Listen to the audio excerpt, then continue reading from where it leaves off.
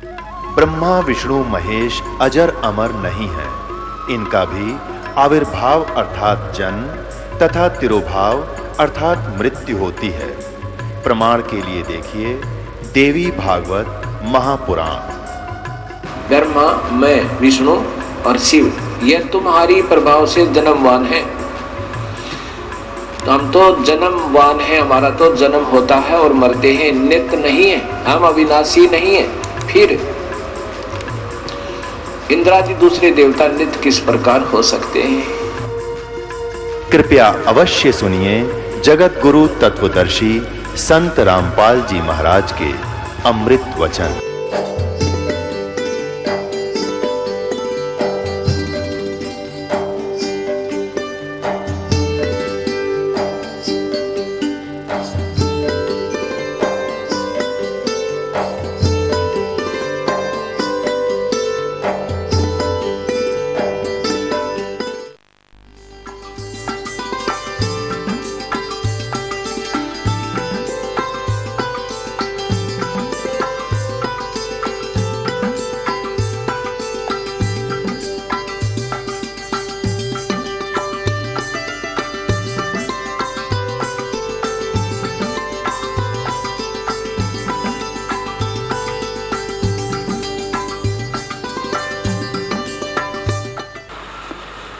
ये यजुर्वेद और सामवेद इकट्ठा ही जल्द किया हुआ है, दो वेद अलग हैं इसमें।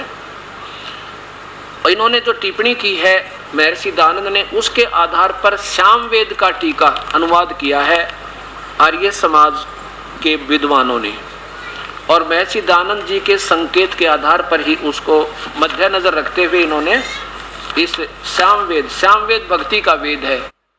और इसमें क्या लिखा है, उन्होंने कैसे अग्नि माने क्या क्या लिखा आप देखना, और ये कहाँ से प्रकाशित है ये भी देखना। पहले ये देखना, वेद सामवेद और यजुर्वेद और सामवेद इकट्ठे ही हैं। यजुर्वेद ये सामवेद, और ये कहाँ से प्रकाशित है यहाँ देखो। ओम प्रधान कार्यालय दयानंद संस्थान वेद मंदिर महात्मा वेद भिक्षुक सेवा आश्रम मुखमेलपुर दिल्ली दूरभाष इतना। अब देखो इस महापुरुष ने इन्हीं महर्षि दयानंद जी के आधार पर सामवेद ये प्रारंभ किया। सामवेद अग्नि माने हे ईश्वर, आगे देखो अग्नि माने हे परमेश्वर, अग्नि माने हे ईश्वर, ईश्वर को अग्नि माने परमेश्वर, अग्नि माने हे ईश्वर, अग्नि माने हे ईश्वर, अग्नि माने हे ईश्वर। फिर यहाँ देखो अग्नि माने हे ईश्वर, अग्नि माने हे परमेश्वर, अग्नि माने हे परमेश्वर, अग्नि माने हे परमेश्वर, अग्नि माने हे परमेश्वर। यानी इस पर गिनती नहीं, इतनी बार अग्नि माने परमेश्वर, अग्नि माने परमेश्वर, अग्नि माने परमेश्वर। और अब देखना जो दास दिखाना चाहो आपको, यही यजुर्वेद जो पूरा ये महर्षि दयानंद जी ने इसमें भाषा किया है, यही देखो आप।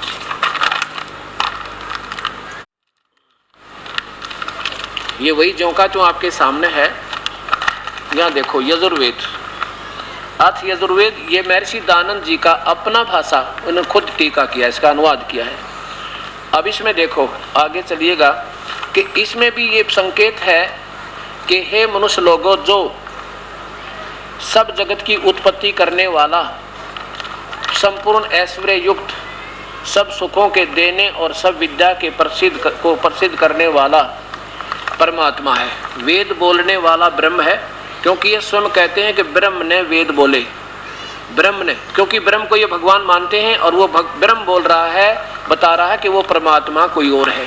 इससे पहले और थोड़ा सा सत्यार प्रकाश आपके सामने लाता हूँ। इसमें स्वयं कहा कि किसी ने इनसे पूछा कि परमात्मा कैसा है। महर्षि जी ने उत्तर दिया, परमात्मा निराकार है। ये देखिएगा फिर वही सत्यार प्रकाश।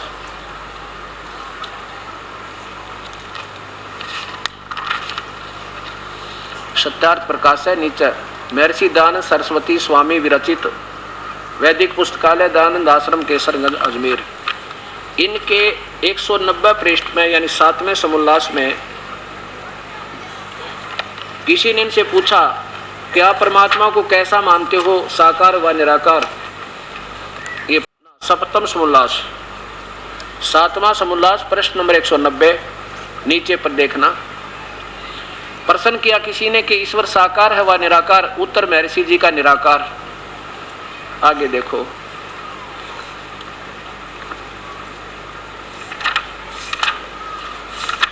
दो 212 पृष्ठ पे ये सप्तम समुल्लास के फिर 212 पृष्ठ पर देखिएगा। सप्तम समुल्लास 7वां समुल्लास 212 पृष्ठ पर नीचे फिर पूछा कि प्रसन्न परमेश्वर को आप निराकार मानते हो या साकार। उत्तर महर्षि जी का निराकार मानते हैं। आगे देखो 225 पृष्ठ पर फिर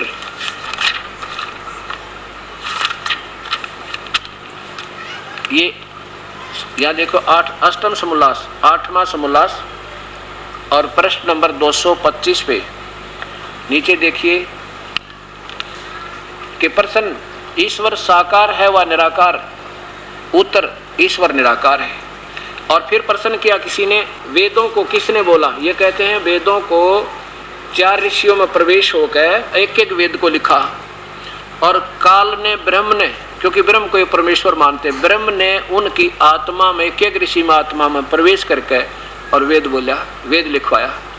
जैसे महर्षि जैसे वेद व्यास में प्रवेश करके 4 वेदों को फिर उसी काल में ब्रह्म ने दोबारा रच दिया और गीता जी को दोबारा लिख दिया। जब श्री कृष्ण जी कहते मुझे तो याद नहीं मैंने क्या कहा था, और उस काल ने प्रवेश करके वेद व्यास में फिर दोबारा रचना करवा दी। ऐसे 4 ऋषियों में इस काल ने ब्रह्म ने प्रवेश करके और एक एक वेद रचवा दिया, ऐसा इनका कहना। वैसे तो सबसे पहले ब्रह्मा को 4 वेद मिले थे सागर मंथन में।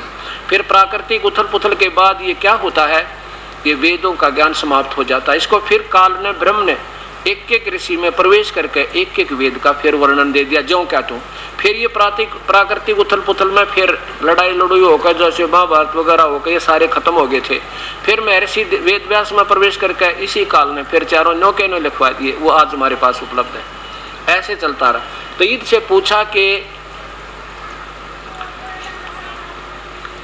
यहाँ देखिए ये 7वां समुल्लास प्रश्न नंबर 2 से 12 पे नीचे आओ।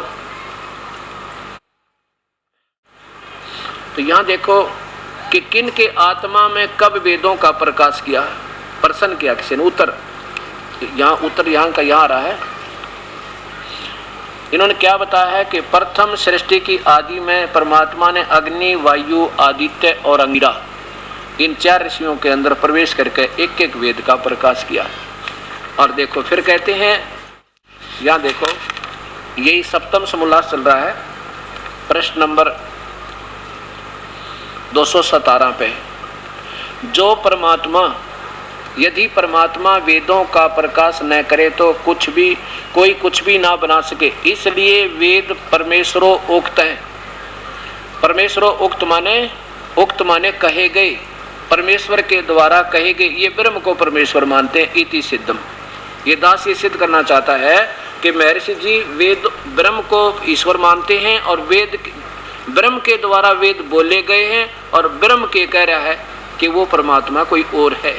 यही पवित्र गीता बता रही है, पवित्र वेद बता रहे हैं और यही पवित्र कुरान शरीफ और ये पवित्र बाइबल बता रहे हैं। लेकिन हमारी इन संतों ने दंत कथाएं सुनी, आगे उन्हीं जो की तो सुनानी प्रारंभ कर दी और फिर हमारी के औकात के महर्षियों की बातों को अनदेखा करें या उनको स्वीकार न करें। अब देखिएगा ये वही यजुर्वेद। अब ये कहानी समझ में आओगी आपका, भगवान आकार है या निराकार है। वेद क्या बताते हैं। यजुर्वेद महर्षि दयानंद जी का पूरा स्वयं लेख है, स्वयं अनुवादित है। इसमें देखो, इसमें पहले ही इसमें स्वयं लिखते हैं, ये ब्रह्म बोल रहा है, हे मनुष्य लोगों, जो सब जगत की उत्पत्ति करने वाला, संपूर्ण ऐश्वर्य युक्त, सब सुखों को देने वाला, सब विद्या के प्रसिद्ध करने वाला परमात्मा है। तुम, हम और अपने मित्रों को के जो सब क्रियाएं हैं उनको वो सिद्ध करने हारा वही है। यानी ब्रह्म कहता मेरा भी तुम्हारा भी सबका कार्य करता वही है। अब ये मैं कहना ये चाहता हूं, आपको कहाँ लाना चाहता है ये दास देखो, इसके 15 नंबर श्लोक में मंत्र में आ गया है कि वो परमात्मा सशरीर है। ये देखो, ये वही प्रथम चल रहा है, ये मंत्र नंबर ऊपर देखो, ऊपर ये मंत्र नंबर 1 है, 14 नीचे देखो 15, ये अग्ने तनुरसी, अग्ने माने परमेश्वर, आपको सिद्ध किया 20 प्रमाण दिए कि अग्ने माने परमेश्वर होता है। अग्ने तनु माने शरीर, असी माने है परमेश्वर शरीर है, तनु माने शरीर, असी माने है। वाचो विसर्जनम वित्तो, ये जो गोलदारे दास ने लगाए हैं इनके इन्होंने अर्थ नहीं करे, ने तनुरसी का अर्थ ही छोड़ दिया अपने सरलार्थ में। ये देखिए पूर्ण रूप से ये जो ब्रैकेट में है ये है वो संस्कृत, इसमें कहीं भी असी माने है, कहीं भी अग्नि शब्द नहीं किया इन्होंने, यानी उसको अर्थ छोड़ दिया। अब दास को ऐसा लगा कि ये परमात्मा को निराकार मानते हैं और वेदों को ये सच बताते हैं, और इसके कारण इन्होंने पहले सत्यार प्रकाश लिख दिया और वो सारे समाज में पहुंच गया। लास्ट में क्या हुआ कि इन्होंने लास्ट के अपनी आयु के लास्ट के 5 सालों में एक यजुर्वेद का और आधा ऋग्वेद कर पाए, इतने इनकी मृत्यु होगी। तो अब ये समंजस में पड़ गए कि अपने उस लेख को कैसे झूठा सिद्ध करूं, वेद तो सचमुच आकार बता रहे हैं। अग्नि तनुरसी परमात्मा सशरीर है, इन्होंने यहाँ तो बिल्कुल अनदेखा कर दिया। चलो और देखो अग्नि माने ये स्वयं, इस 15वें श्लोक में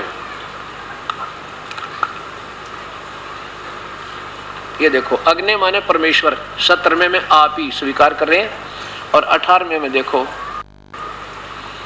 अग्नि माने परमेश्वर यजुर्वेद के। अब आगे चलिए, इसी के 5वें अध्याय में,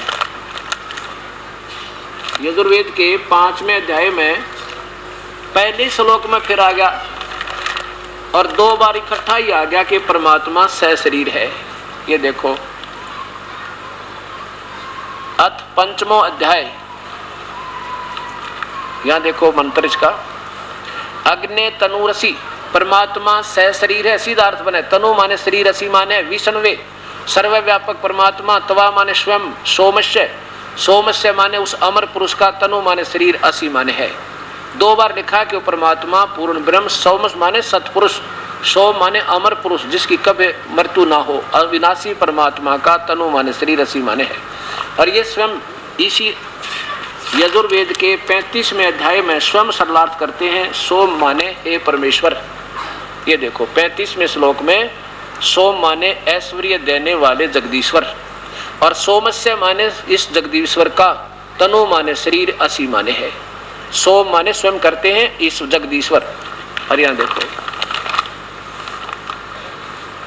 यहां पर 2 बार लिखा वेद में, जैसे उसमें पवित्र बाइबल में 3 बार लिखा इकट्ठा ही, अग्नि तनुरसी परमेश्वर सशरीर है, और विष्णुवे तवा सोमस्य तनुरसी, सोमस्य माने उस अमर पुरुष परमेश्वर का, सतपुरुष का, तनु माने शरीर, असी माने है, विष्णुवे माने सर्वव्यापक सबका मालिक, तवा माने उस सर्व मालिक सबके पालन करता, अमर पुरुष का शरीर है वो सशरीर है, मानव सदृश है। देखो यहाँ फिर उन्होंने कैसे सरलार्थ किया है कि हे मनुष्यों, तुम लोग जैसे मैं जो हवि, अग्नि माने यहाँ बिजली कर दिया, यहाँ लिखना था अग्नि माने परमेश्वर, और देखो तनु माने शरीर तो ये मानते ही हैं, तनु माने शरीर, असी माने है, फिर ले लो तनु माने शरीर, असी माने है, और यहाँ लिख देते परमेश्वर, जैसे 100 जगह लिख रखा पहले।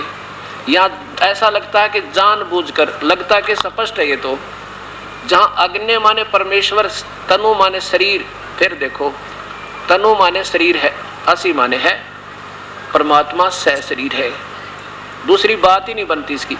इन्होंने कैसा क्या, हे मनुष्यों तुम लोग जैसे मैं जो हवि बिजली प्रसिद्ध रूप अग्नि के शरीर के समान, अग्नि को शरीर बता रहे अग्नि का तय, और भगवान निराकार बतावे अग्नि के शरीर के समान है। अब आपको यही जो का तो ये ज़्यादा बड़ा था, इसको ऐसे छोटा दिखाऊंगा, आसानी से आपको दिखाई देगा। फिर लीजिए, यही महर्षि दयानंद जी के द्वारा, वो आकार बड़ा है, ज्यों का त्यों है, कोई अंतर नहीं। और ये भी कहाँ से प्रकाशित है? सार्वदेशिक आर्य सभा,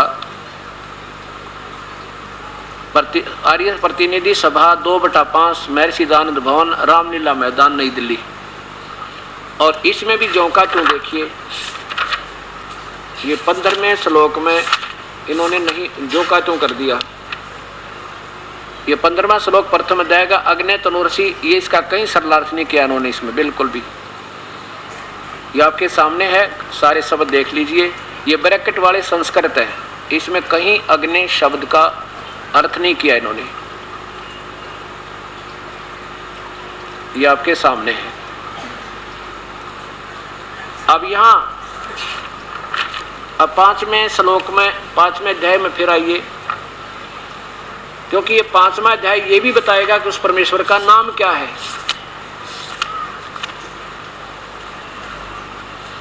ये 5वां अध्याय, और वही देखो नीचे, अग्ने तनुर्षि विष्णुवे त्वा सोमस्य तनुअसि, हे मनुष्यो तुम लोग जैसे मैं जो हवि। इसकी सेंस भी ना बनती सरलार्थ की, आप तो पढ़े लिखे हो, कोई बालक नहीं, किशन बड़ोले, आपके सामने है। हे मनुष्यो तुम लोग जो मैं जो हवि, अग्नि माने लिखना था परमेश्वर, बिजली प्रसिद्ध रूप अग्नि के शरीर के समान है। इसका कोई भाव भी नहीं बनता, ना इसका कोई तुक बनता, मेरे हिसाब से तो बन नहीं रहा। और किसी को अच्छा लगता तो धन भाग है उसके। और सोमस्य, यहाँ सोमस्य लिखना था उस जगदीश्वर का। तनु माने शरीर, असी माने है, तनु माने यहाँ शरीर की जगह विस्तार पूर्वक सामग्री, असी माने है। यानी जान, ऐसा लगता है कि जानबूझकर महापुरुष ने अपने उस सत्यार्थ प्रकाश को सिद्ध रखने के लिए इसको गलत अर्थ दिए गए। अब देखो, अब वो परमात्मा कौन है, इसके बारे में आइएगा। अब ये चल रहे हैं वही 15वां अध्याय ना, 5वां अध्याय, 5वां अध्याय। यहाँ देखो, अब 11वां श्लोक में ऐसे लगातार सुनाऊं तो और अच्छी तरह समझ में आ जाएगा, लेकिन हिंट दूंगा थोड़ा सा। ये ब्रह्म बोल रहा है, अपने उस परमात्मा के बारे में महिमा गा रहा है। विद्वान मनुष्यों, जैसे उत्तम ज्ञान युक्त परमात्मा वेद विद्या बिजली का पोष अर्थात शब्द घोष, शब्द अर्थ और संबंधों का बोध वाला, सब कर्म वाला, मैं पढ़ना पढ़ाना व होम रूप यज्ञ से अभ्यंतर में रहने वाले, तपत जल बाहर धारण होने वाले, शीतल जल को संपादन करता व निष्पेक्ष करता हूँ, वैसे आप भी कीजिए। जो अग्नि आदि पदार्थों का 24 वर्ष ब्रह्मचर्य आदि करता है। ये क्या भाव है कि वो कहता है कि मैं भी करता हूँ और तुम भी उसी परमात्मा का उसी तरह पूजा कीजिए। इसका क्योंकि वो काल बोल रहा है, ऐसे ही जैसे गीता में बोला है। अब इसको ज्यादा ना लेकर के मैं आपको ये समझाना चाहता हूं कि वो परमात्मा का नाम क्या है।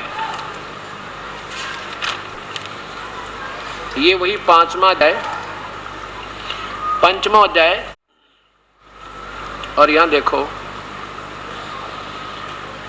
ये 32वां श्लोक है, इसका मंत्र 32वां। उसी गसी कबीर अंगारी असी, कबीर, कबीर माने हम उसको कबीर कहने लगे। कबीर अपभ्रंश करके, जैसे हम वेदों को वेद कह देते हैं, ऐसे ही लिखने में कबीर लिखने लगे। वास्तव में वेदों से भी पहले उस परमेश्वर का नाम कबीर देव है। कबीर देव, कबीर परमेश्वर। कबीर अंगारी, अंगारी माने पाप कर्मों को काटने वाला, बमभारी माने बंधनों का शत्रु। नीचे देखिए, इन्हीं अब वो ब्रह्म बोल रहा है, हे जगदीश्वर, जिस कारण आप, ये ब्रह्म बोल रहा है उस पूर्ण परमात्मा कबीर की तरफ, कांतिमान है। अंगारी, अंगारी का माने अर्थ होता है पाप कर्मों को खत्म करने वाला, पापों का शत्रु। अरि माने शत्रु, अंग माने पाप, पाप खोटे चलन वाले जीवों के शत्रु लिख दिया इन्होंने, नहीं, यह लिखना था पापों का शत्रु यानी पाप कर्म काटने वाला तू ही है। बमभारी, बमभारी माने बंधनों का शत्रु, ये स्वयं स्वीकार करते हैं। हम उसे बंदी छोड़ कहते हैं जो बंधन काट दे, बंधन से छुड़वा दे, बंधनों को खत्म कर दे, बंधनों का दुश्मन, उसको किसी भी भाषा में बोल सकते हैं, भावार्थ स्वयं है एक ही है। बमभारी माने बंधनों का शत्रु, वह इन्होंने आगे अपने हिसाब से आगे क्या लिख दिया, ये लिख दिया ऐसे अपसर्ग लगा के और कवि कर दिया इसका, और कवि का अर्थ कर दिया कांत परजय। यहाँ लिखना था वो कबीर है, जैसे ये यजुर्वेद है, यजुर्वेद है और यजुर्वेद की महिमा गावे कोई, ये बहुत अच्छी वो बहुत अच्छी पुस्तक है, उसमें बड़े अच्छी जानकारी प्रभु की लिखी हुई है, बड़ी यज्ञ करने की रचाएं हैं। और यजु का अर्थ होता है यज्ञ सतुतियां, यजु का अर्थ होता है यज्ञ सतुतियां, ऐसा इसका अर्थ। जैसे कोई पूछे कि वो है कहाँ जिसकी तो महिमा गा रहे हो, और वो लिखना पड़ेगा कोई यजुर्वेद में है, और जहाँ पर यजुर्वेद लिखा हो उसको लिख दे यज्ञ सतुतियों का स्रोत, लेकिन कोई नहीं ढूंढ सकता यजुर्वेद को, उसका नाम लिखना पड़ेगा, वो यजुर्वेद है जिसकी महिमा हम गाते आ रहे हैं। अब इसको अलग लिख कर इसका अपसर्ग लगा देंगे तो भी यजुर्वेद है ये, इस यजुर्वेद पवित्र शास्त्र यजुर्वेद का ही बोध करावेगा। अब यहाँ देखिएगा, उसी गसी वो कबीर अंगारी असी, बमभारी अवसुरवसी, रत धामा और सवर ज्योति, सवर ज्योति माने स्वयं प्रकाशित है, रत धामा माने सतलोक में रहता है। यहाँ देखो इन्होंने यहाँ लिखना था वो कबीर परमेश्वर है, बस कबीर का यहाँ कबीर लिख देते, सारा सरलार्थ बढ़िया हो जाता, कोई दिक्कत नहीं थी, बिल्कुल भी सब ठीक किया इन्होंने, बस यहाँ थोड़ी सी कमजोरी रहेगी। और नीचे देखो रत धामा, रत धाम यानी सत धाम युक्त, सतलोक में रहता है वो मनुष्य जैसा है, सह शरीर है, और रत धामा वो सतलोक में रहता है। रत धाम माने सतलोक को, शाश्वत स्थान को, और सवर ज्योति माने वो स्वयं प्रकाशित है, वो सतलोक में रहता है, उसका नाम कबीर है। अब पवित्र शास्त्र वेदों ने प्रमाण दे दिया, वैसे तो चारों वेदों में दिखा दूं आपको, उसके लिए आपको ये पवित्र शास्त्र एक खरीदना पड़ेगा, पवित्र पुस्तक, ये परिभाषा प्रभु की, ये हमें लगभग 185, 60, 70 में पड़ती है, और केवल हम इसको 30 रुपये में आपको देते हैं, इंक्लूडिंग इसके कवर, एक पॉली बनवा रखा है इसका कपड़े का बहुत सुंदर, उसके समेत इसको आपको केवल 30 रुपये में देते हैं। ये चाहते हैं कि कोई ये प्यारी आत्मा इसको खरीदें और इसको समझ सकें और इसको आदरपूर्वक रखें, केवल 30 रुपये। और इसको पढ़ कर देखना है सब वेदों का ज्यों का त्यों वर्णन, यानी कुछ आंशिक श्लोक ले लिए हमने जो आवश्यक थे।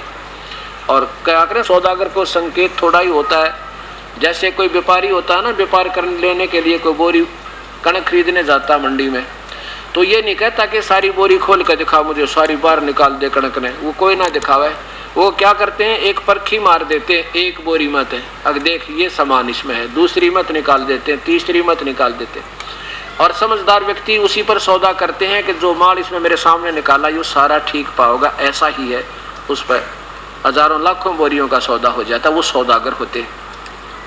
तो इस दास ने आप सौदागर के लिए, जो सौदागर होंगे उनके लिए एक संकेत रूपी परखी मार के इसमें रख दिया। इन चारों वेदों का यानी सब पवित्र धर्मों के पवित्र ग्रंथ, सदग्रंथों में से वह मलाई निकाल के इसमें पेश कर रखी है, और पढ़ के देखना आनंद आओगा, आप हट नहीं सकते इसको, इसके ऊपर एक बार पढ़ने लग गया है। और शायद इस संसार में आपने किसी शास्त्र के और पुस्तक की लेने की आवश्यकता भी नहीं पड़ेगी, अगर ये पुस्तक आपके पास हुई तो। ये वो 5वां वेद समझो। अब आपके सामने ये अब एक मजहब, एक धर्म, पवित्र धर्म बाकी है, जिसमें यह सिद्ध करना है कि वो परमात्मा मनुष्य जैसा है, उसका नाम क्या है। गुरु ग्रंथ साहिब के अंदर दिखाएंगे, उसका नाम कबीर है।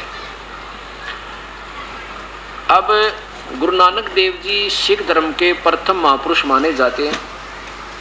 और गुरु नानक देव जी कौन थे, ये आत्मा कौन थी, ये राजा अम्बरीश थे सतयुग में। और राजा अम्बरीश थे जब ये भगवान विष्णु के इतने अच्छे उपासक थे कि इसके सामने दुर्वासा जैसे महापुरुष, जो तोब मानी जाती थी, इनके सामने नतमस्तक हो गए थे इनकी सत भक्ति को देख के। उसके बाद ये पुण्यात्मा ने विष्णु लोक में अपने पुण्यों को समाप्त किया और फिर दूसरा जन्म, यानी उसके बाद इनका जो मनुष्य जन्म जब हुआ तो राजा जनक हुए, जो सीता जी के मुंह बोले पिताजी कहलाते थे। वो राजा जनक वही गुरु नानक देव जी यानी राजा अमरीश वाली का आत्मा राजा जनक हुए। राजा हो चाहे रंक, जिसमें प्रभु का पिछला अंश भक्ति का वो हमेशा लीन रहते हैं और फिर तलाश कर लेते हैं। जैसे उनको साधना मिलती है फिर वो लग जाते हैं डट कर।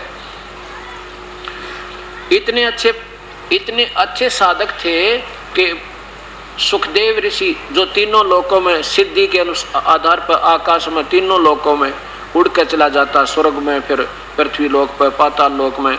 एक दिन वो विष्णु लोक में पहुंच गया, विष्णु जी के लोक में उसको रहने नहीं दिया। क्यों नहीं रहने दिया? कि उसका गुरु नहीं था। उसको वापस कहा भगवान विष्णु ने कि जाओ तुम अपना गुरु बनाकर फिर ये आ सकते हो, नहीं तो नहीं आ सकते। नुगरे कोई ऐसा था नहीं। किसको गुरु बनाऊं प्रभु? मेरे समान उस पृथ्वी पर कोई और ऋषि नहीं। भगवान विष्णु ने कहा कि ये भी तेरी मूर्खता सुखदेव, ये भी तेरी अज्ञानता है कि तू अपने आप को सुप्रीम मान बैठा। राजा जनक से जाकर उपदेश ले लो, और वो आज एक नंबर के मेरे लेवल के यानी बड़े अच्छे साधक हैं, मेरे संत हैं, वहां जाओ। सुखदेव ऋषि ने राजा जनक से उपदेश लिया। उसके बाद राजा जनक जब अंत समय में जाने लगे विष्णु जी के लोक की तरफ, यानी अपने स्वर्ग की तरफ जहां इसको स्थान मिलना था, विमान में बैठे जा रहे थे। रास्ते में इस काल का ऐसा जाल है, एक नरक आता है बहुत लंबा चौड़ा, और उस नरक के साथ से राजा जनक का विमान निकाल दिया। राजा जनक ने देखा कि उसमें हाहाकार मची हुई, बहुत सी आत्माएं तड़फ रही हैं। राजा जनक दयालु यानी ऋषि लोग दयालु होते हैं। उन्होंने कहा कि विमान के चालकों, विमान रोको, ये किसकी रोने की आवाज आ रही है, किसकी चीखने की आवाज आ रही है। अब उन जो साथ में गए हुए थे भगवान के वो दूत, उन्होंने कहा राजन यहाँ पर एक नरक है, सब प्राणी अपनी करनी का दंड भोग रहे हैं। राजा जनक ने कहा कि इनको छोड़ दो सबको, मेरे से देखा नहीं जाता इनका ये दुख। पारखत बोले आप यहाँ राजा थोड़े ही हो, आपका हुक्म थोड़ा ही चलेगा यहाँ पर तो धर्मराज का हुक्म चलेगा। वो कहेगा तो छोड़े जाएंगे, नहीं तो नहीं छोड़े जाएंगे। धर्मराज को बुला लिया कि धर्मराज से मेरी बात कराओ। धर्मराज आ गया नीचे, तो धर्मराज ने कहा कि राजन तुम चलो अपने स्वर्ग में, ये तो अपनी करनी का भोग रहे हैं, भोगने दो इनको। राजा ने कहने लगा नहीं धर्मराज, मैं आगे नहीं जा सकता, इनको सब छोड़ दो, जब मैं आगे चलो, नहीं तो मुझे भी यही रहने दो। अब धर्मराज कहने लगे आप तो देखो कितने विद्वान पुरुष हो, अपनी करनी का फल सबने भोगना पड़ता, ये तो अटल संविधान है प्रभु का, मैं कैसे छोड़ सकता हूँ। अब नहीं तो फिर मैं यही रहूंगा कि आपको मैं यहाँ नहीं रहने दे सकता, ये भी नियम है। एक काम है कि आप अपने कुछ पुण्य दे दो इनको, ताकि मैं इनको बाहर निकाल सकूं। राजा जनक बोला मुझे मंजूर है। अपने आधे पुण्य संकल्प कर दिए। उसमें 12 करोड़ सेना थी, 12 करोड़ वो प्राणी वहां दुख पा रहे थे। उन 12 करोड़ प्राणियों को जो दुख पा रही थी आत्माओं को अपने आधे पुण्य दे दिए। राजा जनक को तो खाली करवा दिया, काल ने आधा पुण्य दिवा दिए उस टाइम, और वो जो नरक भोग रही थी वो आत्माएं वो बाहर निकाल दी, नरक खाली कर दिया, स्वर्ग में भेज दी। और जब तक उन 12 करोड़ में डिस्ट्रीब्यूट हो गए वह सारे एक जैसे पुण्य, जब तक उन 12 करोड़ आत्माओं जो नरक भोग रही थी उनके पास राजा जनक के संकल्प किए हुए पुण्य रहेंगे, तब तक तो स्वर्ग में रहेंगे। उसके बाद फिर उस नरक में उन्हीं जो उनके जिसके कारण नरक हुआ था वो कर्म फिर उस नरक में भोगने पड़ेंगे, वो कभी खत्म नहीं हो सकते। उधर से राजा जनक आधा खाली कर दिया, पुण्य खत्म करवा दिए। फिर ये चौथे यानी कलयुग में वही आत्मा गुरु नानक देव जी के रूप में, अब पश्चिमी पाकिस्तान तलवंडी वहाँ एक कस्बा है, उसमें श्री कालूराम मेहता जी के घर पे, खत्री के अरोड़ा के घर पे इस पवित्र आत्मा का पुनर्जन्म हुआ। पिछले संस्कारवश इसमें फिर भी इनके अंदर श्रद्धा भक्ति बहुत थी, प्रभु में आस्था थी। इनको एक ब्रजलाल नाम का पांडा गीता पढ़ा करता था, और गीता जी के आधार पर गुरु नानक देव जी ने श्री कृष्ण को पूर्ण परमात्मा मान के, और उसी के आधार पर एक, क्योंकि वेदों गीता में लिखा है ओम नाम, और आखिर में घुमा फिरा कर कहते हैं कि मैं अव्यक्त हूँ, मुझ अव्यक्त निराकार को तू ही एक निरंकार। यहाँ उनकी सोच रुकी हुई थी। किसकी? गुरु नानक देव की।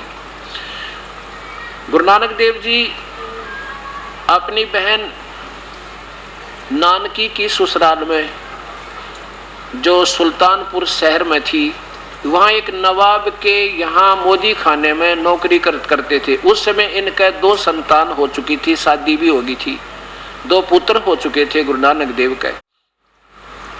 सुल्तानपुर के नवाब के यहाँ उनके जीजा जी ने, उनका नाम श्री जयराम था, गुरु नानक देव जी के जीजा जी ने, जो सुल्तानपुर के नवाब के वहाँ उच्च पोतर विराजमान थे, अपनी गवाही देकर, अपनी शनाख्त देकर के गुरु नानक देव जी को मोदी खाने का वहाँ यानी नौकरी दिवा रखी थी।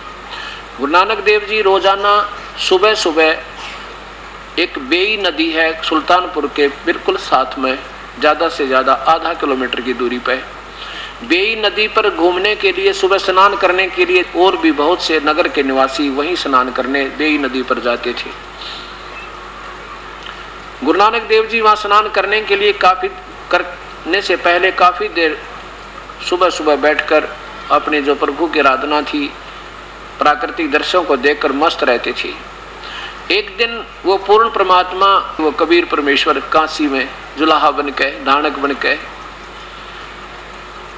कबीर परमेश्वर किसी माँ से जन्म नहीं हुआ उनका, वो स्वयं लहर तारा तालाब में बनारस में एक कमल के फूल पर प्रकट हुए थे और अपने आप आकर के आकाश से आए थे और अपने सतलोक थे एक बालक का रूप बनाया था।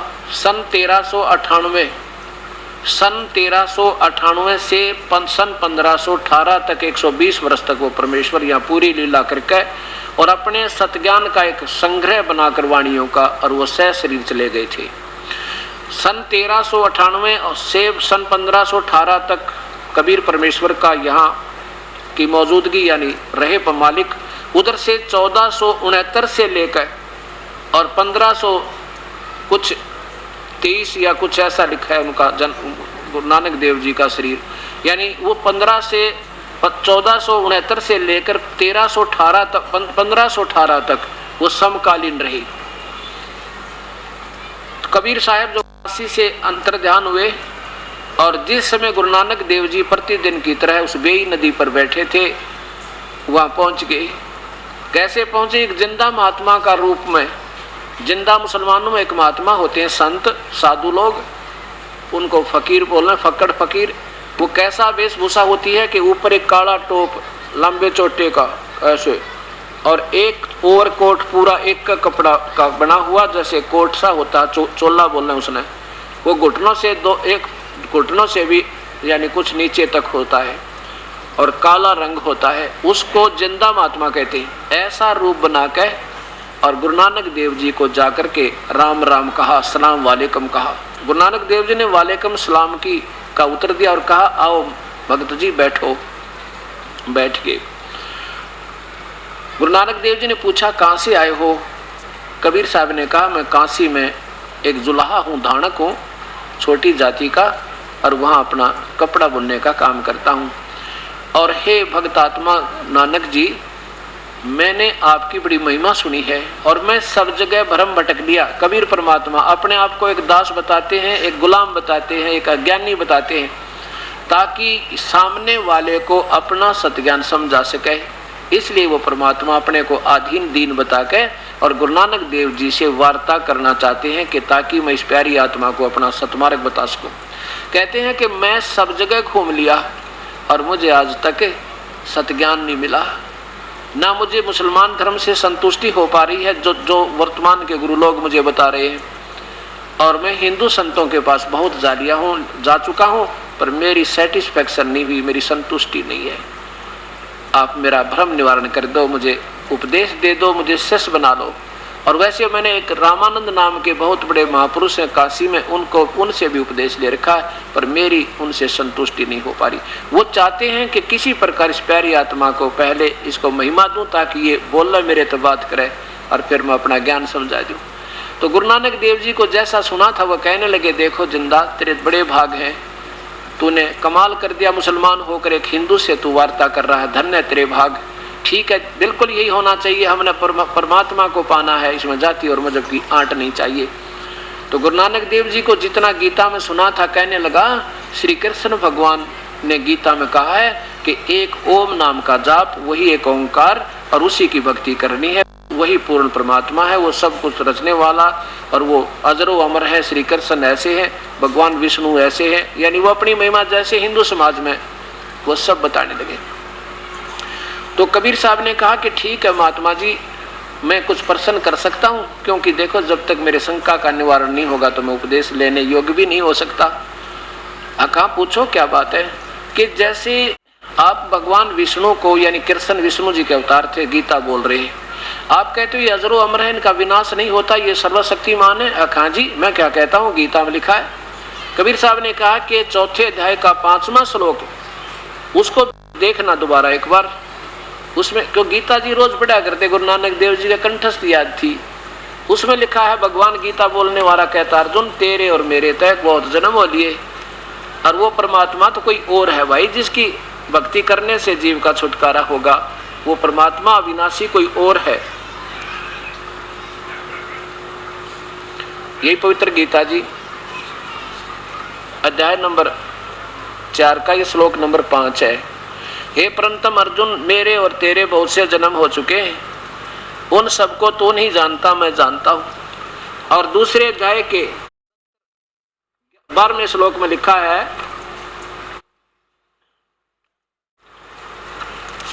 कि ऐसा नहीं है कि ये सारे के सारे राजा लोग पहले ना थे, और ऐसा भी नहीं है कि आगे ना होंगे, या मैं और तू आगे नहीं होंगे।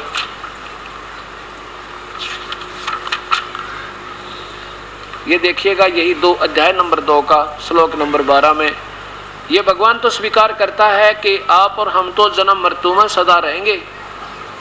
न तो ऐसा है कि मैं किसी काल में नहीं था, या तू नहीं था, या ये राजा लोग नहीं रहेंगे, नहीं थे, और ऐसा भी नहीं है कि इससे आगे हम सब नहीं रहेंगे, यानी तेरी और मेरी तो आगे भी जन्म मृत्यु बनी रहेगी। अब 17वें में लिखा है कि वास्तव में अविनाशी तो कोई और है। ये देखो अध्याय नंबर 2 का और श्लोक नंबर ये 17 के नाश रहित तो उसको जान, जिससे ये संपूर्ण संपूर्ण जगत दर्श्य वर्ग व्याप्त है, और उस अविनाशी का विनाश करने में कोई समर्थ नहीं। तेरे तू और मैं तो नाशवान है भाई। और फिर 18वें इस 15वें अध्याय के 4थे श्लोक में भगवान कह रहा है कि मैं भी उसकी शरण में हूं। तो ये क्या चक्कर है गुरु नानक देव जी, मुझे नाराज ना होइयो, प्रेम पूर्वक पूछ रहा हूं, मैं तो एक दास बनकर आपका, मुझे ये बता दो। अब जब तक ये देखो अध्याय नंबर 15 का और श्लोक नंबर 4 में, उसके पश्चात उस परम पद परमेश्वर यानी कोई तत्वदर्शी संत मिल जाए तो वो पूर्ण परमात्मा का जानकार होगा। उसके बाद उससे पूछ कर और सारी क्रिया करना। उसके पश्चात उस परम पद रूप परमेश्वर को भली भांति खोजना चाहिए, और जिसमें गए हुए फिर लौटकर पुरुष यानी साधक फिर लौटकर संसार में नहीं आते, और जिस परमेश्वर से यानी जिस भगवान ने सारे इस पुरातन संसार वर्ष की प्रवृत्ति विस्तार को प्राप्त हुई है, यानी जिन ब्रह्मंडों को सब ब्रह्मंडों को जिसने रचा है। और ये भगवान तो गुरु नानक देव जी देखो स्वयं कह रहे हैं कि उसी आदि पुरुष नारायण के मैं शरण हूँ। गीता बोलने वाला भगवान तो कह रहा है मैं भी उसी परमेश्वर की शरण में हूँ, उसके अधीन हूँ। इस प्रकार दृढ़ निश्चय करके उस परमेश्वर का मनन और निधिध्यासन करना चाहिए। और फिर देखियो 18वें अध्याय का 62वां श्लोक, इसमें क्या कहा है कि हे भारत, सब प्रकार से तो उस परमेश्वर की शरण में जा, और उसकी कृपा से ही तो परम शांति और शाश्वत स्थान को प्राप्त होगा। 18वां अध्याय 62वां श्लोक, हे भारत, सब प्रकार से उस परमेश्वर की शरण में जा, उस परमात्मा की ही कृपा से तू परम शांति और सनातन परम धाम को प्राप्त होगा, यानी सतलोक शाश्वतम स्थानम यानी सतलोक कहो, सनातन परम धाम कहो, चाहे सतलोक कहो, चाहे रत धाम कहो, सनातन परम धाम कहो, सतलोक है ये। अब गुरु नानक देव जी ने, अब ये जो वार्ता हो रही थी इन दोनों महापुरुषों की, परमात्मा और इस प्यारी आत्मा की, गुरु नानक देव की और परमात्मा कबीर साहब की, उस समय उस स्नान करने वाले बहुत से गांव के नगर निवासी चारों तरफ बैठ गया, वार्ता सुनने लगे। उसमें सभी हिंदू लोग गीता का बहुत पाठ करते थे, आम व्यक्ति सुनता था, पढ़ता था और बड़ी चर्चा होती थी, तो सबको पता था कि गीता में कहाँ क्या लिखा है। लेकिन गुरु नानक देव जी ने अपने पुराने ज्ञान के आधार पर सामने सत्य होते हुए स्वीकार नहीं किया और कहने लगा, जिंदा तू तो बात बहुत बनाता है, तू तो मेरा गुरु बनने आया है, तू मुझसे पूछने नहीं आ रहा। नाराज हो गए। कबीर साहब बोले, महाराज जी नाराज ना हो, मैं तो आपसे एक करबद्ध होकर प्रार्थना की है, अगर संशय निवारण कर सकते हो तो कर दो, और नहीं तो कोई बात नहीं। मेरी कोई शब्द से आपको दुख हुआ तो मैं उसका क्षमा याचना करता हूँ, और उठ कर चल पड़े। अब गुरु नानक देव जी से पूछने लगे, कौन था ये? वो दूसरे व्यक्ति कहने लगे, ये तो ऐसे उठपटांग बातें कर रहा था, छोटी जाति का कमीन है ये, जुलाहा वहाँ का, काशी बनारस का रहने वाला। चले गए, कोई बात नहीं। लेकिन वह सच्चाई सामने आंखें आगे देख ली, पर उस प्यारी आत्मा ने नींद आनी बंद होगी। गुरु नानक देव ने, अरे सचमुच। कबीर साहब ने कहा कि 11वें अध्याय के 32वें श्लोक में ये भगवान तो कहता, मैं काल हूँ और सब न खाऊंगा, और आप इसी की पूजा कर रहे हो। और तेरे जैसी प्यारी आत्मा गुरु नानक देव, ये भी वार्ता हुई मालिक की कि आप अमरीश राजा थे सतयुग में, और त्रेता युग में आप राजा जनक थे, और ऐसे अच्छे समय में आप जैसी पुण्यात्मा ऐसी पुण्य कर्म करके स्वर्ग तक भी पहुंच गए, काफी वर्षों तक मारे, और आप जैसी ऐसे निर्मल साधक की भी जन्म मृत्यु बनी हुई है, तो आम जीव की पार बसाओगी। अब कलयुग में आप क्या कमाई करके ले जाओगे, जब ऐसे समय में भी आपकी मुक्ति ना हुई। तो इस निरंकार को जिसको तुम निरंकार कहे ना सारे, ये निरंकार नहीं, ये आकार में ये काल, ये सब ने खाता हुआ बैठ के। ये बात उनके हृदय में समा गई, भाई सचमुच बात तो सत्य है। और मन में प्रार्थना करता है, परमात्मा हे भगवान, अब क्या वो संत आ जाता, मैं उससे खूब बात करूं। क्योंकि देखो, जिसने परमात्मा की चाह, एक बार तो दुख होता है, अपनी हमारी साधना में कोई उठ पटांग कह दे, दुख तो होता है, लेकिन उस दुख का ये नहीं मतलब होता कि माननीय नहीं, उसमें फिर गहराई तो जाना चाहिए, भाई इसने क्यों मना किया, ये साधना ठीक हो ना। अब जैसे मैं आपके नोट को, 1000 के नोट को नकली बताता हूँ, बता दिया मैंने, तो आपने चिंता तो होनी चाहिए इस बात की, भाई क्यों बताया, इसको 20 जगह दिखावा, वास्तव देखिए भाई मेरा नकली तो नहीं है। और ठीक है, तो फिर बहुत अच्छी बात, फिर दुख किस चीज बात की, फिर दुख मानना ही नहीं चाहिए। और दुख है, महसूस है, तो फिर देखो, उस सब कंपेयर करो उसको, और फिर बेड़ा पार हो जाएगा। अपना नकली था तो असली ले लो, उसका समाधान करवाओ। तो जी ऐसे काफी दिन के बाद गुरु नानक देव जी रोज आत्मा तो पुकार करे, एक बार वो संत फिर आ जाते, मैं उससे खूब बात करूं और बहुत गहराई तो बातें पूछूं, ये तो सारी ये साची कह था। अब क्या हुआ, एक दिन फिर ऐसे बेई नदी पर वो प्यारी आत्मा गुरु नानक देव जी वहां पर बैठे, और नौकर उनका कपड़े लिए बैठा, नहाने की खातिर वो तैयार हो रहे, कपड़े निकाल के और नहाने वाला कपड़ा ही बांधे बैठे, और शांत मन थे एकांत में। इतने में वही परमेश्वर कबीर साहब काशी वाले धानक जुलाहा उसी जिंदा वाले रूप में वहां दिखाई दिए, थोड़ी सी दूरी पे। और गुरु नानक देव जी गदगद हो गए, को वो आते गए आज फिर ये। अब उस दिन वो परमेश्वर आए तो केवल कबीर गुरु नानक देव जी को दृष्टिगोचर है, बाकी स्नान करने वालों को दिखाई नहीं दे रहे। वो परमात्मा ने, क्योंकि अंतर्यामी जो चाहे जैसा रूप बना ले। अब गुरु नानक देव जी ने कहा कि आओ मात जिंदा महात्मा, आप नाराज तो नहीं होगे मेरे तय, उस दिन मैंने आपसे कुछ उठ पटांग किया। अगर नहीं जी, मैं तो जिज्ञासु हूँ, और आप मुझे जूते लगाओगे तो भी मुझे ताप के बिना कोई ठिकाना नहीं दिखाई देता, मैं तो संतों की तलाश करता फिरता हूँ। गुरु नानक देव जी जानेंगे भाई ये तो बहुत ही विनम्र आत्मा है, पर आम व्यक्ति नहीं है ये। फिर प्रश्न उत्तर शुरू हुए। तब गुरु नानक देव जी ने अंत में कहा कि कि वो परमात्मा कोई और है। गुरु नानक जी वो तो कोई और परमात्मा है, और उसका संदेश वाहक मैं लेकर आया हूँ वो संदेश, और मेरे पास उसका सतभक्ति और सतनाम, सच्चा नाम मेरे पास है। गुरु नानक देव जी बोले, देख जिंदा, ठीक है भगवान हो गए, अब मैं ज़्यादा नहीं कहना चाहता कि आप कुछ नहीं हो, लेकिन आपके ज्ञान के सामने मुझे नतमस्तक होना पड़ रहा है। लेकिन आँखां वेखूं तो मानूं, ऐसे सुनी सुनाई बात पर मैं विश्वास तेरी पर करूँ को ना। कबीर साहब बोले भाई ठीक है, तुझे आँखें दिखाता हूँ आपको। गुरु नानक देव जी ने डुबकी लगाई स्नान करने के लिए। यहाँ पर दो प्रसंग आते हैं कि गुरु नानक देव जी ने कहा कि मैं इस दरिया में डुबकी लगाऊंगा, मुझे इसमें ढूंढ देना और फिर बाद में बात करेंगे। अब गुरु नानक देव जी ने जो ही डुबकी लगाई और देखने वालों ने देखा कि स्नान करने के लिए छलांग लगा दी और बाहर आए नहीं। परमात्मा ने क्या किया, उसको पकड़ के अंदर ही अंतर्ध्यान कर दिया और अप स्ट्रीम में ले गए, जिधर से पानी आ रहा था बह करके, जिस तरफ से पानी बह कर आ रहा था उधर ले गए 3 किलोमीटर की दूरी पे, और वहां ले जा करके गुरु नानक देव बना के बाहर बैठा दिए किनारे पर, जंगल में ले गए आधा किलोमीटर दूरी पर कि यहाँ आ जाओ, अब वार्ता करेंगे। तब गुरु नानक देव जी बोले अब जो कहोगे मैं सारी मानूंगा आपकी। और उधर से लोगों ने देखा कि गुरु नानक देव जी डूब गए, वो तो छलांग लगाई थी बाहर नहीं आए। ओए होए, भगदड़ माच गई, राजा को पता लगा, उसने गोताखोर भेजे, दुनिया ढूंढने लगी, जाल डाल लगे। वो ढूंढे डाउन स्ट्रीम में, वो बैठे अप स्ट्रीम में। वह ढूंढ रहे इधर जिधर पानी बहकर जा रहा था, वो बैठे उधर जिधर पानी आ रहा था, उससे भी 3 किलोमीटर दूर जंगल में बैठ गए दोनों, वो परमात्मा और वो प्यारी आत्मा।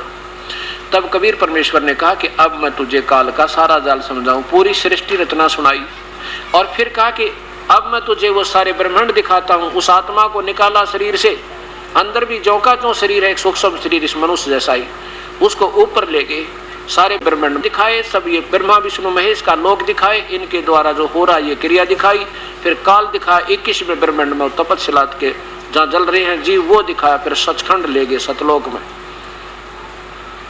अब उधर से परमात्मा जिंदा वाले रूप में जा रहे हैं और सामने क्या देखा, वो सतलोक में जाकर वो तकत के ऊपर उस तेजों में शरीर उस परमेश्वर का, जिसके करोड़ सूर्य करोड़ चंद्रमा मिला दे ऐसी रोशनी हो, वह भी फीकी पड़े। इस रूप में दूसरे रूप में परमेश्वर उस अपने उस सुंदर स्टेज पर विराजमान, तकत पर विराजमान है। और इतना तेजों में शरीर है उस परमेश्वर का जिसमें करोड़ सूर्य करोड़ चंद्रमा मिला दे, तो भी रोशनी एक रोमकूप की फीकी पड़े। अब जाकर देखा कि गुरु नानक देव जी ने सोचा ये है रब जड़ा तकत पे बैठा, जिसका गीता में संकेत है कि उसकी शरण में जा, ए है वो रब। इतने में कबीर परमेश्वर जाकर के जो जिंदा वाले रूप में थे अपने ही दूसरे रूप पे एक चंवर करने लगे। चंवर होता सफेद सफेद मुलायम मुलायम बालों का एक गुच्छा सा होता है, डंडी बंदी होती है, वहां तेज पुंज के हैं ऐसे सारे, तो ऐसे चंवर करें आदर से। तो गुरु नानक देव जी ने सोचा कि रब तो ए है जेड़ा तकत पे विराजमान है और ये कबीर तो यहाँ का कोई अनुचर होगा, सेवक होगा। इतना सोचा ही था कि वो तेजों में शरीर परमेश्वर का खड़ा हुआ जिंदा वाला शरीर उस तकत पे विराजमान हो गया, और वो दूसरा शरीर जो तेजों में शरीर जो वास्तविक शरीर दिखाई देता वो चंवर करे उस जिंदा वाले शरीर पे। अब गुरु नानक देव जी ने सोचा भाई ये के चक्कर, रब नौकर पर रब चंवर करे। इतने में वो तेजों में शरीर उस जिंदा वाले शरीर में समा गए और अकेले कबीर परमेश्वर जिंदा वाले महात्मा के रूप में और तकत पर बैठे हैं, चंवर अपने आप घूम रहा है ऊपर। और तब कबीर साहब ने कहा था कि हे प्यारी आत्मा, तुम मेरे बच्चे हो, सब चाहे कोई हिंदू बना, चाहे मुसलमान, चाहे सिख या ईसाई, तुम मेरी आत्मा हो। तुम यहाँ से गए थे, यहाँ देखो ये कितनी आत्मा है, इनसे मिलो जाके। इनका कभी जन्म मृत्यु नहीं होता, यहाँ पर कोई किसी का बेटा मरे नहीं, बेटी मरे नहीं, अजरो अमर शरीर इनका है। और देख मेरा शरीर ये तेजों में रुई जैसा है, मेरे शरीर में हाड़ और मांस नहीं है। और तुझे अगर आपने वापस आना है यहाँ पर तो एक सतनाम दूंगा मैं, काशी में धानक का काम करता हूँ जुलाई का, वहां आ जाना।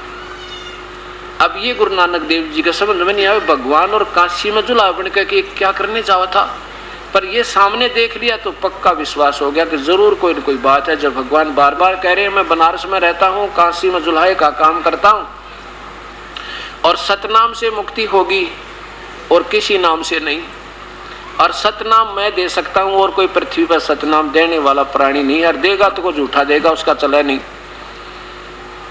और आपने काशी आ जाना, वहां मैं आपको नाम दूंगा, मंत्र दूंगा। ऐसा कह इस प्रोसीजर में 3 दिन और 3 रात बीत गई। 3 दिन लग गए अगले दिन परमात्मा ने तीसरे दिन सुबह सुबह उस आत्मा को वापस भेज दिया उसी शरीर में, गुरु नानक देव की में। और जब वो होश में आए, देखा उत्तरे की ये तो भगवान के पास गया था, मैं सतपुरुष के पास गया था, अकाल पुरुष के पास गया था। सुबह सुबह उसी समय जिस नहाने का समय था, उस नदी की पटरी वहां पहुंचा जिस घाट पर अन्य प्राणी नगर निवासी उस दिन भी स्नान कर रहे थे तीसरे दिन। और गांव में ये हाहाकार मच गई थी कि नानक देव जी डूब चुके हैं। उनका तो वहां पर सारे रिश्तेदार इकट्ठे हो रहे और वहां पर उनके जो ना रुदन मचा हुआ घर में। तीसरे दिन वो देखे सबने कि गुरु नानक देव तो ये आगे सब इकट्ठे हो गए, गांव में भगदड़ मच गई, सारा नगर इकट्ठा हो गया, वो तो जीवित है। फिर से पूछने लगे तुम कहाँ गए थे? कि मैं अपने भगवान रब के पास गया था और वो रब मुझे खुद लेकर के अपने ऊपर सतलोक सचखंड में गया था, उसने मुझे आज छोड़ दिया वापस। अब उसकी तलाश करूंगा, वो यहीं किसी इस पृथ्वी पर भी आया हुआ है, उसने मुझे संकेत किया, मैं उसकी तलाश करूंगा और उसे उपदेश लेकर के अपना कल्याण करूंगा। आकर के अगले दिन मोदी खाने की नौकरी पर पहुंच गया, क्यों 2-3 दिन हो गए थे, सब ने अपनी रोजी रोटी का सामान लेना था, तो सब भंडारा खोल दिया मालिक उसने, गुरु नानक देव जी ने। और 1 2 3 13 गिन के उसका आगे भूल गया 13, क्योंकि सब आसार नजर आवे, काल के जाल में फंसे पड़े हम, या 1-2 दिन का गुजरान है, ना जाने कब क्या शरीर पूरा हो जा, सब सारा जोड़ा जाड़ा यहीं रह जा। ऐसे उनका हृदय हट गया यहाँ तक।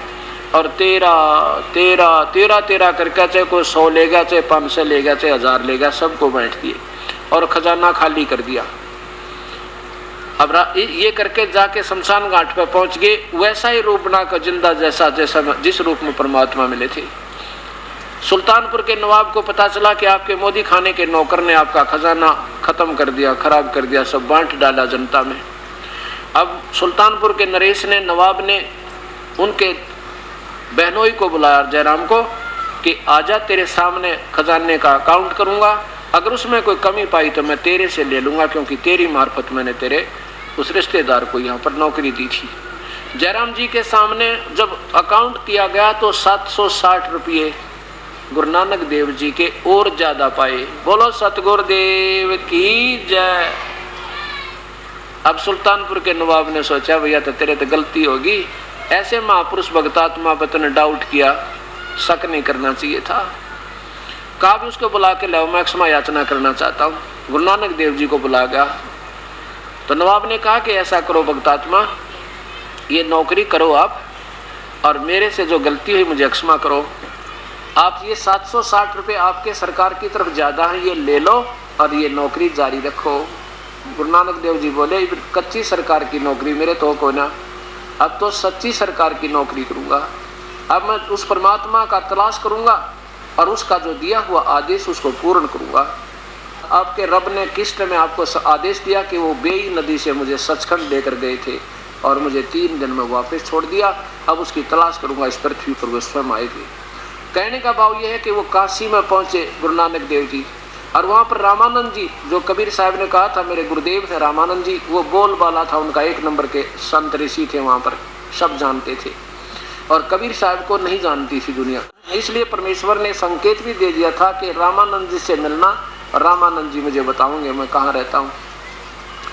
अब रामानंद जी को भी ऐसे ही कबीर परमेश्वर ने सचखंड दिखाया था, सतलोक। पहले ये भी रामकृष्ण का पुजारी और ब्रह्म तक का साधक था, और उसके बाद वो स्वास्थ्यिक स्थान दिखा करके वापस छोड़ा था। ऐसे ही रामानंद जी की आत्मा को उसके बाद रामानंद जी ने भी हाथ खड़े कर दिए थे और उस महापुरुष के चरणों में, परमात्मा के चरणों में समर्पण कर रखा था कि तू ही मेरा भगवान, तू ही मेरा गुरु, सब कुछ तू ही है।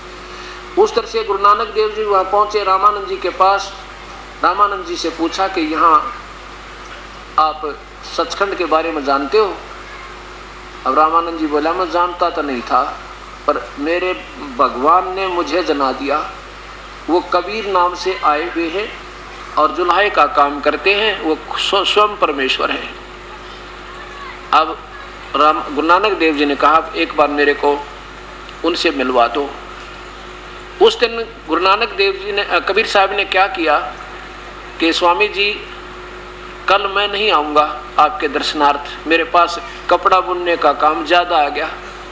किसको? रामानंद जी से कहकर चले गए, स्वामी जी परसों दर्शन करूँगा आपके। जिस दिन उस प्यारी आत्मा ने गुरु नानक देव जी ने पहुंचना था, उस दिन अपने घर पर जानबूझ के कि इनको वास्तविकता दिखा दो, मैं कौन हूँ, कहाँ बैठा हूँ। तो रामानंद जी ने कहा कि नानक जी वो आज यहाँ नहीं आएंगे, वो भगवान आज घर पे हैं, वो लीला कर रहे हैं। उनकी लीला मेरे तो समझ में आती नहीं, वो क्या है, कौन है, क्या कर रहे हैं, पर वो परमेश्वर है, पूर्ण ब्रह्म। तो एक सेवक भेज दिया रामानंद जी ने कि जा भाई इनके साथ जाओ और कबीर परमेश्वर के दर्शन करा लाओ। जब गुरु नानक देव जी पहुंचे उस भगवान की झोंपड़ी पर, जहाँ बैठ कर खड्डी में वो जुलाए का काम करे थे, और देखा सामने वो चांद सा मुखड़ा गुरु नानक देव जी ने जो सतलोक में देखा था, सतपुरुष को आंखों में पानी भर के, जैसे भूखे न प्रसाद भोजन मिल जा, पैसे न जल और निर्धन न धन मिल जाए, और जैसे अपने मणि मिल जाए, इस प्रकार आंखों में पानी भर के कि फाई सूरत मलुक ए ठगवाड़ा ठगी देश खरा सियाणा बहुते बार, ये दानक रूप रहा करता है। गुरु नानक देव जी कहते हैं आंखों में पानी भर के कि एक सवान दुई सवानी नाद बल्कि बोकाई सदा ब्याल और कोड़ छुरा मोटा मर्दार, ये धानक रूप रहा करतार। तेरा संसार में ए हो आस ए हो आधार, नानक नीचे विचार, ये धानक रूप रहा करतार। रुक के लगाओ, आवाज लगाओ, देखो ये रहा भगवान, देखो ये रहा भगवान, ये रहा वो प्रभु जिसकी तलाश दुनिया को है। अब देखिएगा श्री गुरु ग्रंथ साहिब जी। अब इसके अंदर आपको प्रश्न नंबर 24 पर श्री राग महला पहला, यही सब दिखाएंगे पंजाबी के अंदर लिखा हुआ। अब ये देखिएगा श्री गुरु ग्रंथ साहिब जी प्रश्न नंबर 24 पे, ये है श्री राग महला पहला घर 4, ये 28 नंबर समाप्त हो जाता, शब्द 29 में प्रारंभ होता है। यहाँ देखिएगा, एक सवान दुई सवानी नाल बल्कि भुकही सदा बियाल, कोड छुरा मूठ मुर्दार, ये धानक, ये देखो धानक रूप रहा करतार। मैं पथ की पेंद न करने की कार, ओ बिगड़ रूप रहा बिकराल। तेरा एक नाम तारे संसारे, होय होय होय, तेरा एक नाम तारे संसार, मैं एहा आस एहो आधार। रोहाऊ मुख निंदा आखा दिन रात, पर घर जो ही नीच मनात, काम क्रोध तन वसे चंडाल, ये धानक रूप रहा करतार। फाही सूरत, वो है सूरत, फाही सूरत, देखो मुल्क की वेश, ओ ठगवाड़ा ठगी देश, खरा सियाना बहुता भार, धानक रूप रहा करतार। ये धानक रूप रहा करतार। मैं कीता ने जाता हराम खोर, ओ किया दुष्ट मुँह देसा दुष्ट चोर, नानक नीच कह विचार, ये धानक रूप रहा करतार। धानक रूप रहा करतार। बताओ फिर देख लीजिए, मैं कीता न जाता हराम खोर, ओ किया मुँह देसा दुष्ट चोर, नानक नीच कह विचार। ये विचार, देखो विचार बोला है, विचार को पंजाबी में बै बोलते हैं, और यही फिर कबीर, बै को कबीर लिखा जाता है, बै बोला जाता है। नानक नीच कह विचार, ये धानक रूप रहा करतार, धानक रूप रहा करतार। अब आपको एक प्रमाण और दिखाते हैं, जहाँ सीधा कबीर नाम लिखा है प्रश्न नंबर 721 पे। अब आप देखिएगा, वही श्री गुरु ग्रंथ साहिब जी पंजाबी लिपि प्रश्न नंबर 721, ये प्रश्न नंबर 721 है। और नीचे देखिएगा इसके अंदर जहां से शब्द प्रारंभ होता है, एक अर्ज, ये देखिएगा, एक अर्ज गुप्तम पेश तोदर गोस कून करतार, हक्का कबीर करीम तू, ये सब देखिएगा ध्यान से। हक्का कबीर करीम तू, हक्का कबीर माने सत कबीर। हक्का कबीर करीम तू, ओह दयालु तू, बेऐब परवरदिगार। आगे चलिए। दुनिया मुकामे फानी, तहकीक दिलदानी, ममसर मुई अजराइल गिरफत, दिल ऐच नदानी, ऐच नदानी। आगे देखिए। रहाऊ जन पिसर पिदर, बिरादरा कस नेस, दस्तम गीर, आखिर व्यफ्तम, कस नदारद चूम, वसद तरकीब तकबीर सब रोज गस्तम, दर हवा कर देम बदी ख्याल, गाहे न नेकी कार करदम। आगे देखिए।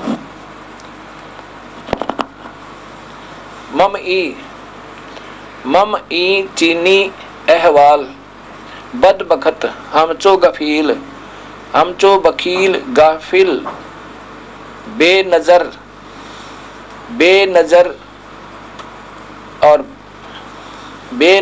बेबाक, नानक, ये ध्यान से सुन देखिएगा। नानक बगयोत जन तेरा, जन तुरा तेरे चाकरा पाखाक, तेरे पाँव की धूल पाखाक। चाकरा माने आपका सेवक, आपका नौकर। कबीर साहब को गुरु नानक देव जी कह रहे हैं तेरा चाकरा पाखाक। फिर देखिएगा।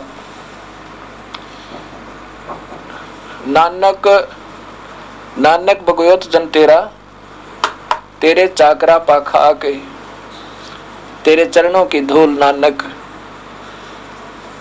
फिर देखिए ऊपर से प्रश्न नंबर 721, ये प्रश्न नंबर 721।